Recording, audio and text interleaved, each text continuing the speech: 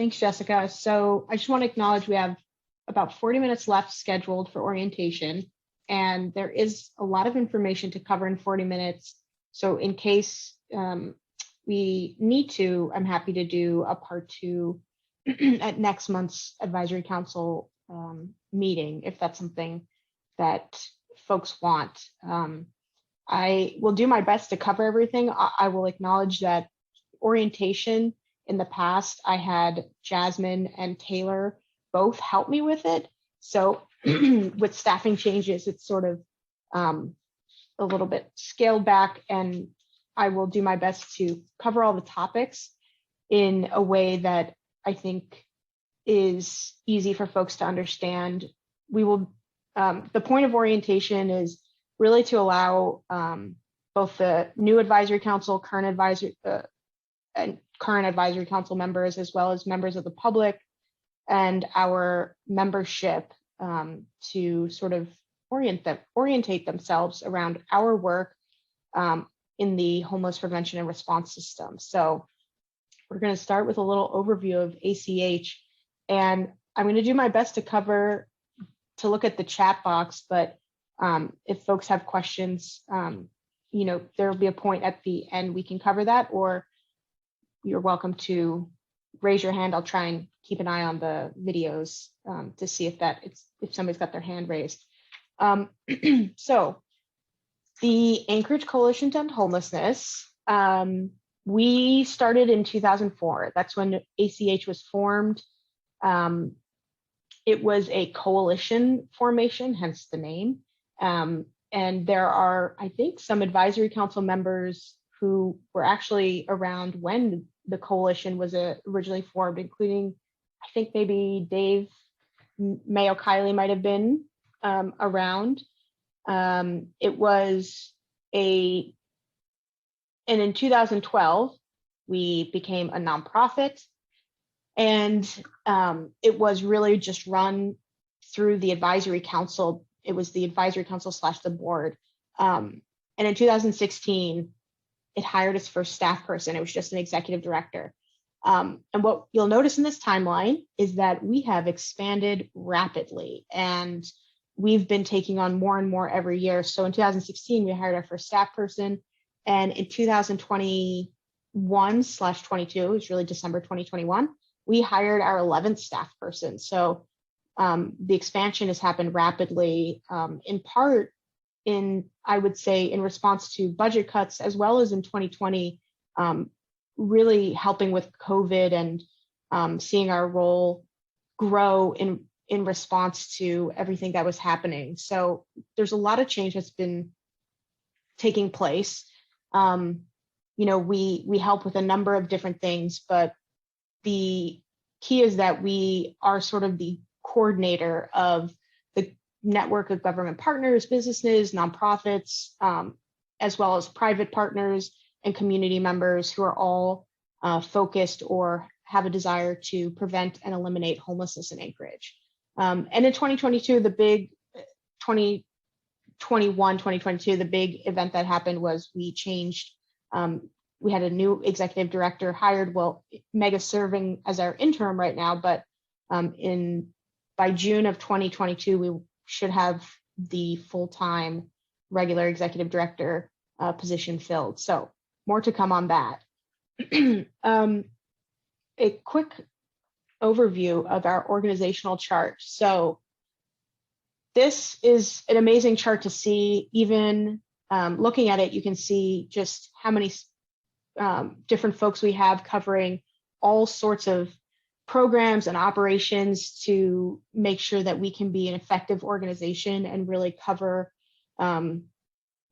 the spectrum of tasks assigned to us. And I'm not going to go over each person, but you hopefully have had a chance to interact with them at some point. And if you haven't, you know, feel free to reach out to us.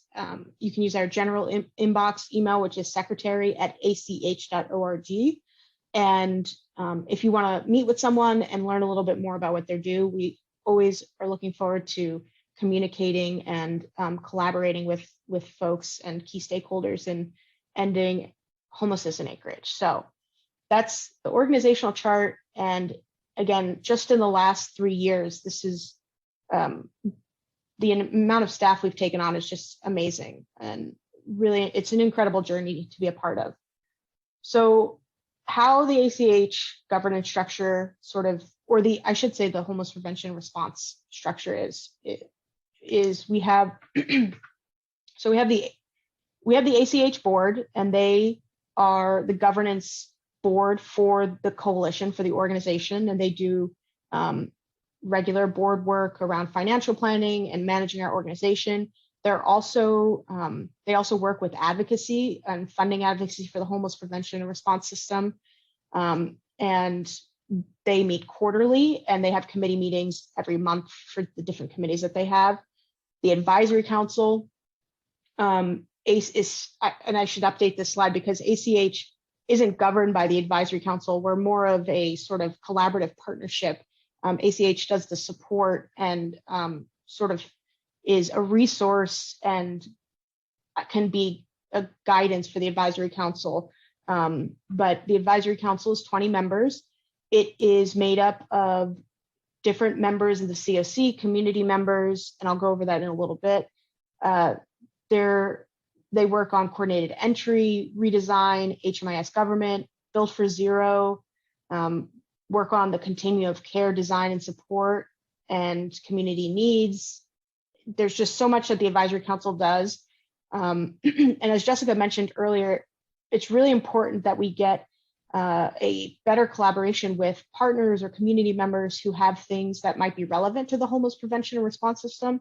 So if there's a presentation that you want to see happen, or if you have something you want to talk to the advisory council about, or an idea, we want to encourage that sort of intersection and communication so that we can really be the full continuum, reach the full continuum of care for all of Anchorage. And the other aspect of the advisory council / ACH, and sort of shared, is this membership idea. So we have members of ACH, and they are also members of the homeless prevention and response system in a way. And I'm gonna share in just a couple slides the amount of members we have, but I will say one thing that we've noticed in the last 2 years is our membership has grown pretty significantly. Really in the last year, it's been amazing as ACH has taken on more responsibility and leadership in the community. We've just seen both organizations and individuals really react positively to that and join and become a member and essentially buy into the idea of being a part of the homeless prevention system. And it's just been amazing and something I haven't even been able to keep up with. So hopefully next month, the membership list will be totally updated, but they are, the key thing is that they help vote to confirm advisory council members. So we will have, I believe, 2 vacancies on the advisory council that will need to be filled. And the process will be that if someone's interested in serving on the advisory council, they can submit an application or inquire. Again, Emily, if you'll put your email in there so we can kind of get that information in the chat. But there's a process to sort of vetting folks who might be interested to fill those 2 seats. And then there will be an election that happens in June and July, and the membership votes to confirm the advisory council members. So that's an important aspect of what they do. They're also awesome volunteers. And unfortunately with COVID, we've had to scale back on our actual in-person volunteers, even though we have a lot of folks who've expressed interest. But hopefully once COVID subsides and we can move forward, we'll have that really great resource in the future. So we're looking forward to that. So I'm gonna kind of skim through some of these and we'll share the PowerPoint slides after. I don't want to read bullet by bullet all of the different things. But as I said, ACH board, they really work with us as a coalition, as an organization, to make sure that we are operating in an effective way and that and strategically helping us grow. You know, we're really, they're such a great group of people. We have 9 person board, which has actually grown in the last year from 6 to 9 because we just had so much work to do that we needed more folks. So it's a great group of people. They're funders, business partners, local and state government entities. Nathan Johnson is our board chair, and he works for Providence. I'm sorry, do we have a list of the board members by chance, or do you know them? We do have a list. They're on the website. I was just looking at them as she was talking. I can go through it. If I can, let's see, I can get them all. So we have Nathan Johnson is our chair. He works for Providence. Judith Crotty formerly worked with Wells Fargo, is our vice chair. She's retired now. We have Jacob Lyon, who works for Premier Alaska Tours. He's our treasurer and secretary.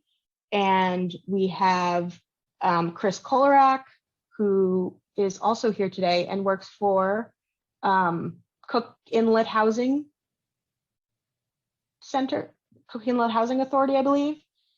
And Russ Slayton, who works for, oh man, this is all from memory. Calista Corporation. Thank you, Calista Corporation. Emily Edenshaw, who is the CEO of the Alaska Native Heritage Center, and Nikki Shabaka, who's the HR director for the municipality of Anchorage, he came on when he worked for the state of Alaska. And then we have Bill Falsey, who is currently a lawyer at a law firm with 3 names that I cannot remember. And then a former municipal manager. And then finally, who am I missing? Oh, this is going to be on a recording, folks. Dr. Monsager. Dick Monsager. Thank you, guys. Thank you for helping. Dick Monsager, who used to work for Rasmussen and also sort of Providence, and is now enjoying retirement. So that is our wonderful dedicated board of directors. And yes, if you need this information, is also available on our website. So let me continue. Oh, and the other thing is that the advisory council chair and vice chair do have a designated seat. It's non-voting, but they have time to keep the board informed of what's going on with the system as well. So that's an important aspect. Thank you. I appreciate all of the kudos in the chat. They're a great group to work with, so I send a lot of emails. The advisory council, which I actually do have a list that I will go and share in just a minute. The key to this is they're governed by a different document. So while the board is governed by the bylaws, ACEH bylaws, which I believe are available on our website, the advisory council is governed by the governing charter, and it was recently updated in 2021. And Emily is going to drop it in the chat so that folks have an opportunity to look at it. I think that the first page is a really informative document, or informative part to talk about what the purpose of the advisory council is and how it's different from the Anchorage Coalition on Homelessness, and how it intersects with the COC and HUD. It's so much information. I don't want to bore everybody, but you know, the key thing is that HUD mandated the COC area of the geographic area of the municipality of Anchorage. So the advisory council has jurisdiction over that entire COC. And that's really important. And we have 20 wonderful members, and I will promise I will go over them. They're subject matter experts, service providers, victims. They're folks who work for victim services, faith-based, state hospitals. We have folks who were homeless or formerly homeless, folks who are veterans. I don't know if we have anybody with law enforcement background, but there are no term limits, and we elect the person. We don't have any designated seats, like for instance, a designated seat for an assembly member or the health department. We have not done that. So because the HUD says we have to have specific seats. So that's really important. And that brings people with a variety of backgrounds that are really important to making sure that the COC is covered from all perspectives. So this is our current roster. And as I said, we may end up having 2 vacancies, and we will put more information out to our membership and to the public about how to apply if they're interested. But again, you can email secretary@aceh.org if you're interested, or we just keep an eye out for the news. So the committees, there are 4 committees right now, actually technically 5. And this really speaks to the amount of work that these wonderful folks, who are also volunteers, by the way, in addition to their full-time job, it speaks to just how much work they put in and dedication. So we have 4 committees plus an executive committee, and that's not on here, but we have a community prioritization, and they meet semi-regularly, sometimes more concentrated around the beginning of the year, I think, or the end of the year. We have the compliance committee, data committee, and then the coordinated entry committee. So the information about these committees is on the screen, but if you're on a committee, thank you for your service. If you're interested in joining a committee, we do allow partners and volunteer members to join committees, and you can reach out and send an email to Emily. And Emily, if you would put your email in the chat again, that would be great. But you can send an email to Emily, letting her know that you're interested in joining a committee or asking how you can help. One committee that's great for folks who are perhaps not partners, but maybe just members or other partner. Well, it's better for members, but it's the compliance committee, especially for folks who don't receive funding through HUD and through the COC. So if you're interested in compliance, it's a great committee to join. And Sid, I promise, will make sure that you have work to do in the next year. So we're always looking for folks. All right, let's do a time check. I'm going to try and skip through some of this to make up for time, but we have membership, which we've talked about. And I just want to highlight that our membership, because again, this hasn't been updated since October of last year, and that's just because I've been so busy. I promised to get it updated with the work of Emily, but I really want to highlight our membership. I started taking on membership when I first came on in March of 2020, and I have been watching it grow steadily through 2020, and then in 2021, when ACEH really got out in the public and was helping with COVID and became more well known, I think, with the community, and was doing outreach in different ways. We just saw the number of folks interested in membership and joining just explode. So this used to, believe it or not, our membership PowerPoint slide used to just have, it was one slide for both organizations and for individuals. And now I have 4 slides. So I want to thank all of these amazing partners who, I call them partners because I think we're all working on this shared mission to end homelessness together. All of these folks have said they've said they want to be a part of the solution, and this is a really big deal. And I apologize if you're a member and you don't see your name on here. I will make sure to get this updated. And if you think you're a member or have questions about being a member, you can always email us and we can take care of that. So, and our individual membership, again, just really amazing. So the other people who choose to support the coalition and allow us to do this mission critical work, and I just want to take a minute to thank, because I think it's so important, are those folks who decide to donate through Pick, Click, Give. I know we have a lot of nonprofit folks on the line, and you can all agree how important that Pick, Click, Give donors are. And so 2021, we had a wonderful group of folks donate, and I just wanted to say thank you as well. Every type of person involved in our mission work is just really important. So just wanted to put that out there. Let me take a break and see if there are any questions, because I know I've been talking a while, because I'm very thirsty and I can tell. Just a quick one from me. I'm wondering if the detail that you've been speaking is in notes somewhere, and is this? I was looking on the website for this packet, but I was thinking it'd be really great to have an actual packet to hand new members. And you've got so much information here already. It seems like it would be a nice thing to be able to give people either an electronic or paper packet of all the information. Because thank you, it's great information.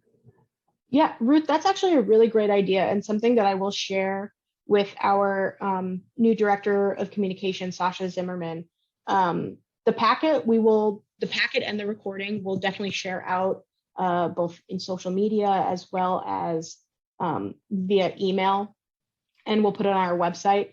But I think having an actual like formal informational packet just for members is a great idea, and something I'll pass along, which would lead me to another idea which you've just given me, which is if folks have resources or ideas for type of material that they think would be great for social media to get out on the continuum of care or on the homeless prevention and response system, or what they want to learn about or see, you should definitely let us know.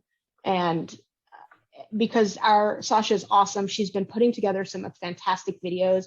And if you haven't had a chance to see them, I highly recommend you visit our Facebook page, Anchorage Coalition to End Homelessness, and look at the videos. There are, I believe, like 60-second clips on homelessness and the homeless prevention response system, and they're just fantastic. And they're different folks who are on our board and staff and on the advisory council talk about different topics. And so that's one thing we've had, where there's sort of like these brief clips into what we do. And I'll try to share them more widely. In a link in the follow-up email, we'll share a link to the YouTube channel where the videos are all aggregated. So I think we're going to continue working on how we get our comms. I know that's a big goal for 2021, or I'm sorry, new year 2022 is really working on expanding our communication and outreach, not just to partners, but also to members of the public, the business community. We just had our first foray into our business partnerships through the Chamber of Commerce. We did a 5-minute member presentation at the Make It Monday forum presentation. It was fantastic. We're looking for other ways to reach out to young professionals and other chamber members and really grow that partnership. We're looking at ways to educate and expand our connections with community councils and community members that way. So there are a lot of different ways, and ways that we're trying to get this information out there. So I appreciate that feedback, Ruth, and we'll continue to work to make that happen in a better way as well. Well, I also noticed that when you click on the member organizations, they go to the links. And I was going to suggest that it's so great to see it's already there. Our partners, people can, if they come to ACEH website, they can get the partner information they need right there. It's great. Yes, that, and if anybody needs our website, it's aceh.org. And there's a lot of information on there. And we're going to be expanding the resources and information in the next year as well. So keep an eye out. Let's move on to the continuum of care. And I think I may have to split this into, may have to come back to next month for a follow-up on a couple other things, but we'll try and get through this a little bit. So we've been talking about the continuum of care, the HUD continuum of care, and it really covers the prevention and response system for all things related to homelessness. So this is a little graphic that is hopefully not outdated, but really talks about, so the continuum starts with prevention, ideally, and there are different aspects to prevention. Then it moves into outreach and intake, which we call coordinated entry, essentially, and then the different places where there may be care given, so emergency shelters or transitional housing, permanent supported housing. So those are supportive services. And so Meg, our interim ED, has talked at length about sort of some of the different projects that have been happening in our community around housing and permanent supportive housing. And then, of course, the solution to ending homelessness is housing. And that's something that we have a staff member, Taria Ware, who is working on the housing aspect of the solution. So who makes up the COC is our next slide. We've already sort of talked about this, but the COC, there's a long list that HUD says we need to have involved in our continuum of care and involved in sort of the system work. And so this is just a small list, and we can provide a longer list if folks want as a resource. And it covers the entire, and this is something that's important to note, the COC is representative of the entire homeless prevention and response system, not just HUD-funded agencies. So if there's a nonprofit that might do shelter work that isn't a member of the Anchorage Coalition to End Homelessness or doesn't receive HUD funding, maybe they are a privately funded organization or they receive funds elsewhere, that they, even if they're not HUD funded, they're part of the COC, and that's really important. And it's something we're really working on taking to the next level, is that collaborative partnership across the board, because we want to make sure that we cover, there are no gaps in our response system.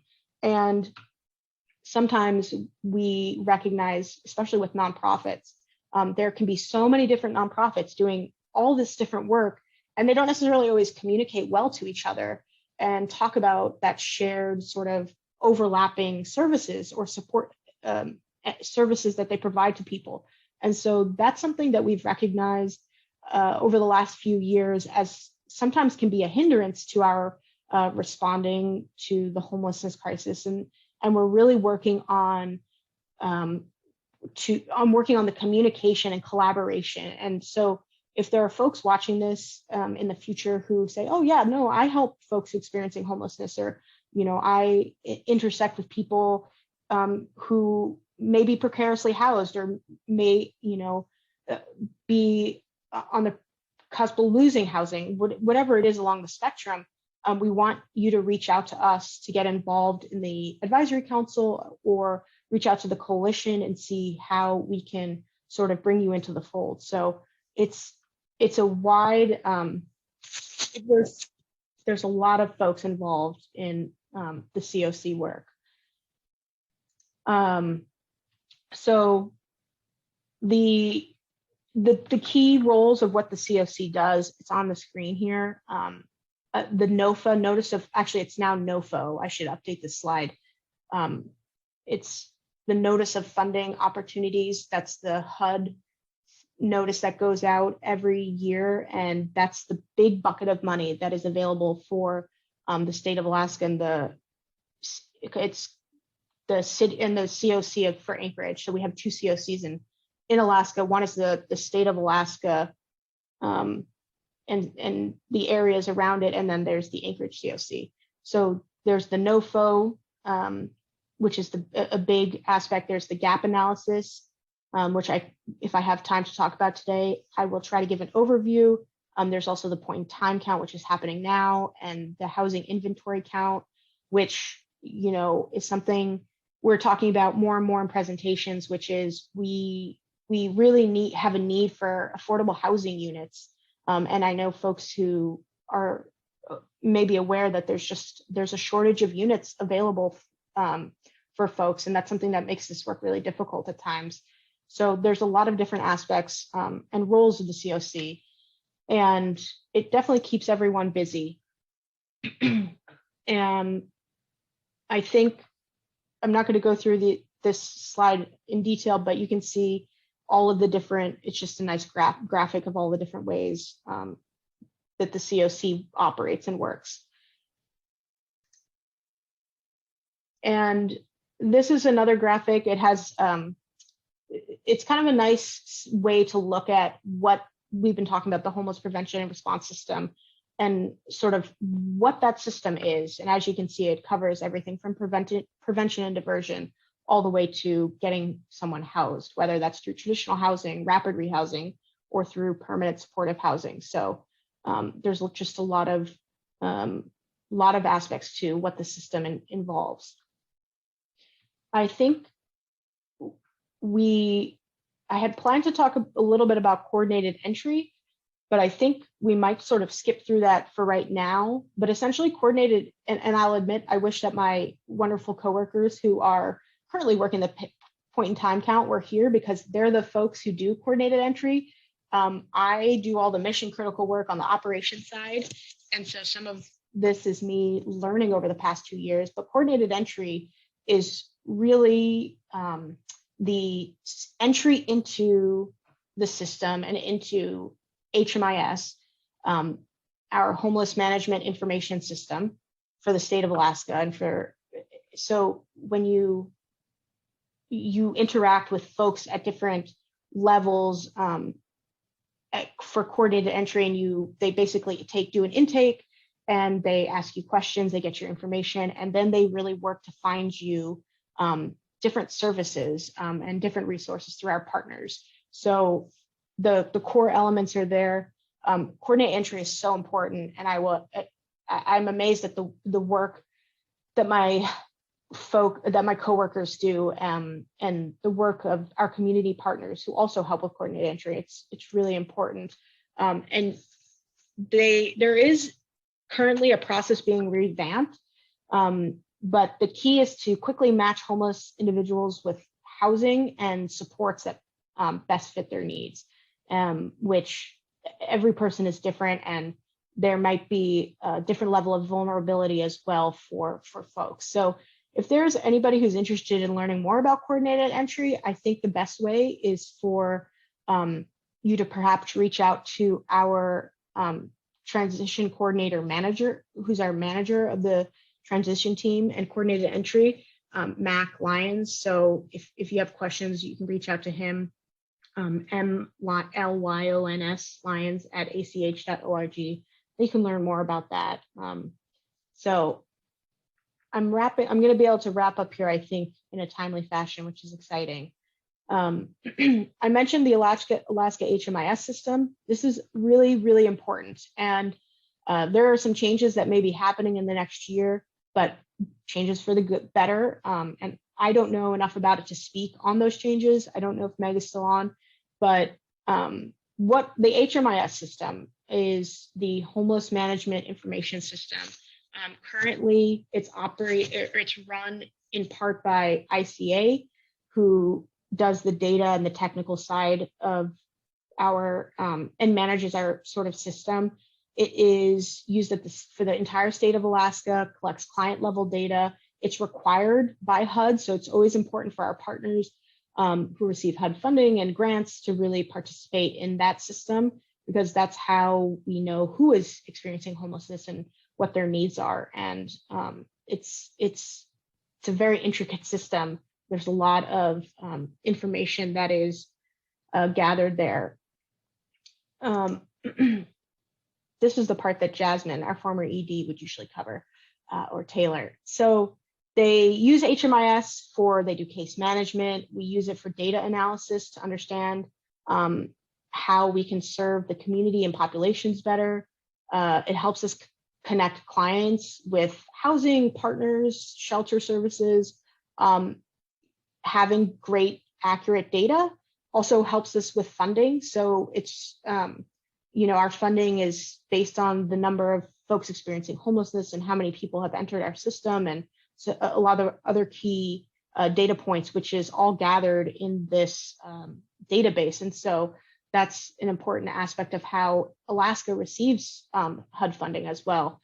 But ultimately, it's just so important at helping us implement change and informing policy and advocacy change at local, state, and federal levels. So I've heard that there are some things that should be improved with HMIS, but I will say it is very important to what we do in the homeless prevention and response system.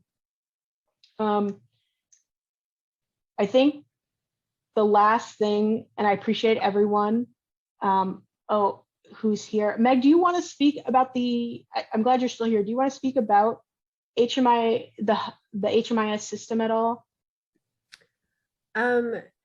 Just, to kind of bring it to current, a lot of there's currently a software review committee looking at whether or not a different software could be part of the solution to some of the HMIS woes. And then we recently did get that announcement from the governor about looking at a statewide investment on a system, but that work has to be done in coordination with the COCs. And I think that's really important to remember, is that the COCs are responsible for the design and operation of HMIS. So we'll continue to provide you updates as those come, but that's kind of like the next, I don't know, maybe that's the way we're going to address the implementing the challenges of where HMIS meets a lot of our providers' needs. So more soon. Otherwise, Tahnee, you covered it really well in breaking it down. Thanks.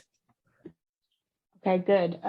Being here for 2 years, I'm still learning something new every day, and there's always so much to learn. So I have wonderful coworkers who have help me understand this information along the way. And I don't know if Katie Skovic, who is the chair of the Community Prioritization Committee, but I wanted to talk briefly about the gap analysis and our work around that. We try to do a more in-depth presentation every year, or I should say the last 3 years that we've done this. And so there's more information out there in a recording that we can certainly share, but it's really one of the things the advisory council has done is look at the gaps of our services in the community, in the entire COC, and looking at the data that we mentioned through HMIS to understand sort of the demand supply capacity for the homeless prevention and response system and what the gaps are, because this is really important. And then the second part to that is using that gap analysis, they do a prioritization of, they make priorities based on the gaps, and using that prioritization list, they then make recommendations to our funders and to the state and local legislators and governing bodies. So for the 2021 priorities, and I hope you can see this, I had some difficulty changing the format last minute, but so these were the priorities that they discussed following their gap analysis for 2021. So this information is for the essentially 2021 to 2022 year until the next gap analysis is done. But the biggest gap was really around single adult homeless folks experiencing homelessness. Single adults account for the largest portion, 65% of unmet needs across the system, and face sizable gaps, especially in funding across all levels of vulnerability. But as I mentioned before, the lack of housing, which we know is the solution to homelessness, is a huge barrier right now to helping folks, especially in that population. So there are a number of other priorities that they sort of came out with after the gap analysis, ensuring sufficient day and night shelter capacity, especially during the winter. This has been a huge topic that the advisory council has been covering, as well as Meg as interim director, and before her that, Jasmine working with the health department and the municipality of Anchorage. And I know, I won't speak to it, but I do know that Meg working with the facilitation committee and help through the municipality and helping stand up different shelters. I mean, the work it keeps us very busy. And so there's a lot of work around the priorities and making sure folks are safely housed. This was the sort of the opportunities and priorities that they found. But again, it's really expanding ways to divert folks from entering homelessness, so essentially the prevention side of things, as well as how can we end homelessness from a community standpoint, by dealing with the deficiencies in our systems that are sort of on a bigger level.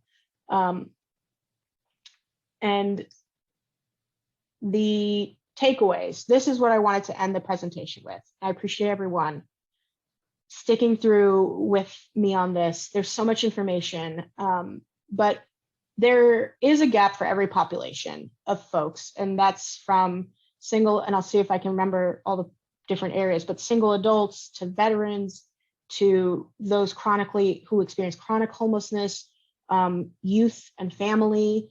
And I don't know if I've missed anybody, but my partners might know it, but there's a gap and there's a need for improvement in our prevention and response system for every one of those populations. And we know that these gaps will continue to grow if our capacity is not increased, and that's shelter capacity, rapid rehousing, permanent supportive housing, and just general housing stock, apartment, affordable housing. We know that there's just a lot of need and a lot of issues, and we want our partners, but as well as the larger community, all the folks who are a stakeholder in this, from homeowners to businesses, community members, our legislators, our folks in government. We want everyone to come together and understand it's a community problem and we can fix this, that there is a cost to doing nothing, and it's often there can be a human life cost, but it's not expensive. It's not as expensive to help people get housed, and that's really important.